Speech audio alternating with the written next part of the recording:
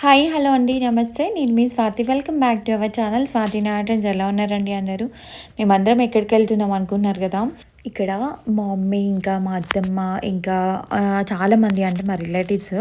ఇక్కడైతే present mummy ఇంకా మా మౌని వాళ్ళ మమ్మీ ఉందన్నమాట, ఆంటీ ఉన్నారు. సో వీళ్ళిద్దరిని సెండ్ ఆఫ్ ఇవ్వడం కోసం అని చెప్పేసి మేము వెళ్తున్నాము. ఎక్కడికి అంటే హైదనగర్ వెళ్తున్నాము.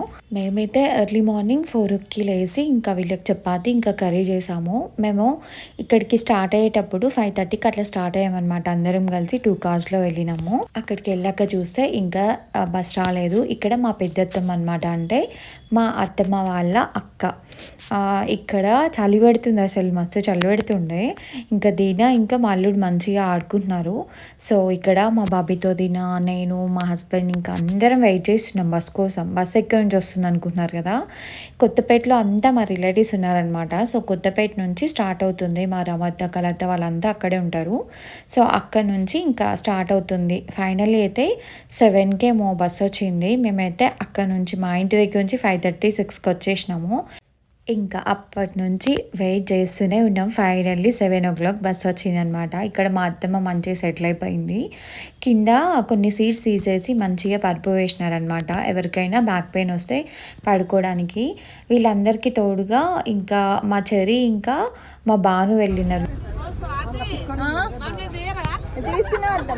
మీరు కూడా వస్తారు మంచిగా. ఇక్కడ చూసారు కదా మా రమత్ అనమాట, కొత్తపేటలో ఉంటుంది. ఎంత ఫన్నీగా మాట్లాడుతుందో, చాలా బాగా అనిపిస్తుంది తను మాట్లాడితే.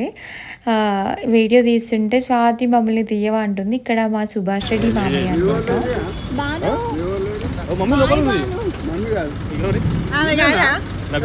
ఇందాక చెప్పాను కదా వదిన వాళ్ళ పిల్లలని, తనే బాను ఇంకా చెర్రీ అనమాట.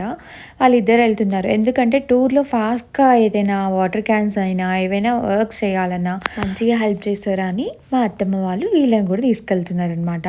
సో నిజంగా ఇద్దరికి చాలా ఓపిక అండి. వాళ్ళకి మంచిగా సెండ్ ఆఫ్ ఇచ్చి మా హస్బెండ్ కొత్తపేటలో ఏ ప్లేస్లోనో మంచి బ్రేక్ఫాస్ట్ దొరుకుతుంది అంటే అందరం కలిసి ఇక్కడికి వెళ్ళినాము. మా తమ్ముడు వాళ్ళందరికీ తినిపించేసి మేము ఇంటికి వెళ్ళిపోయినాం.